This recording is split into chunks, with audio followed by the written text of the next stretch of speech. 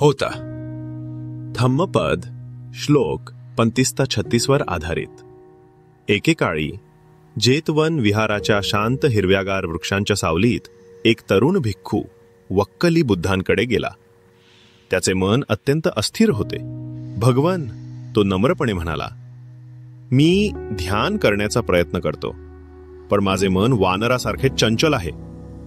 एका विचारावरून दुसऱ्या विचारावर उडी मारते. मी कितीही प्रयत्न केला तरी ते शांत होत नाही. मी काय करू? बुद्धांनी हळुवारपणे हसून उत्तर दिले, वक्कली, मन खरोखरच अस्थिर आहे, जसे पाण्याबाहेरचा मासा किंवा वादळात सापडलेला पक्षी. पण जसे एक महावत हत्तीला संयमाने वश करतो, तसेच मनही शिकविता येते. त्यांनी एक उदाहरण सांगितले. होता. कारागीर हसून म्हणाला, बाळा, जसे दिव्यात तेल ओतले की ते तेव्हाच स्थिर होते जेव्हा दिवा स्थिर असतो, तसेच मन असते.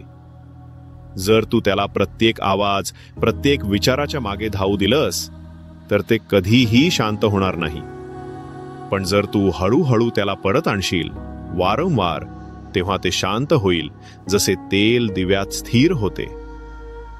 शिष्याने एक दीर्घ श्वास घेतला, हात स्थिर केले आणि फक्त मातीवर लक्ष केंद्रित केले. हळूहळू त्याचे मन शांत झाले आणि त्याने एक सुंदर दिवा तयार केला.